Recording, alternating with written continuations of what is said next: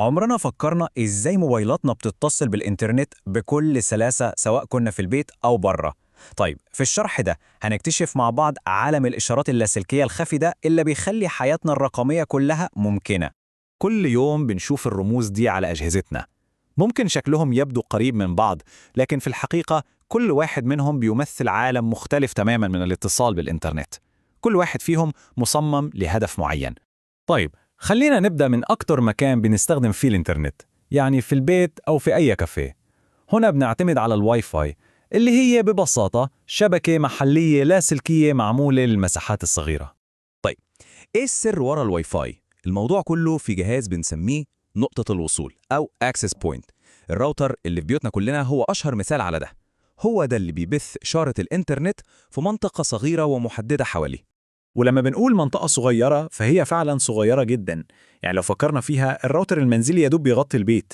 بنتكلم في حوالي كام 10 متر بالكتير، ولو أي حد بعد أكتر من كده خلاص الإشارة بتروح. وهو ده السبب بالظبط اللي بيخلي الواي فاي مثالي للأماكن اللي بنكون فيها ثابتين ومنتحركش كتير، زي البيوت، المكاتب أو الكافيهات، لأنه بيدينا اتصال قوي ومستقر طالما إحنا في مكاننا. طيب إيه اللي بيحصل بقى أول ما نطلع بره نطاق الواي فاي ده؟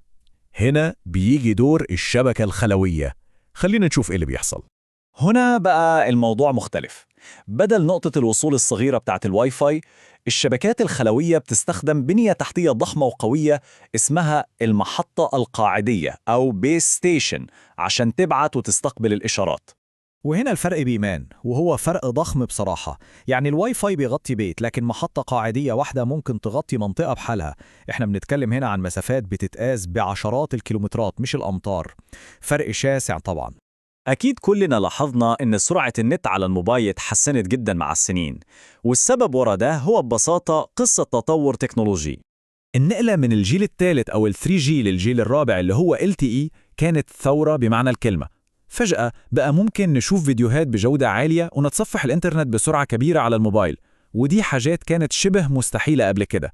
القفزة دي في السرعة هي اللي خلت الإنترنت على الموبايل زي ما بنعرف النهاردة حقيقة. إذن النقطة المهمة اللي لازم نطلع بيها من كل ده هي إن التقنيتين دول مش بينافسوا بعض، لا خالص، هم بيكملوا بعض، وكل واحدة فيهم مصممة لسيناريو مختلف تماما. يعني لو هنلخص الموضوع كله، الواي فاي للمسافات القصيرة والسرعة العالية جوه الأماكن المقفولة، أما الشبكات الخلوية فدي للمسافات الطويلة عشان تدينا اتصال مستمر وإحنا بنتحرك. كل تقنية ليها دورها الحيوي والمختلف في عالمنا المتصل ده. وده بيخلينا نفكر في نقطة أخيرة.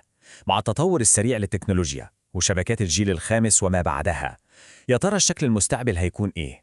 إزاي الحدود بين الاتصال جوه البيت وبره هتبدأ تختفي؟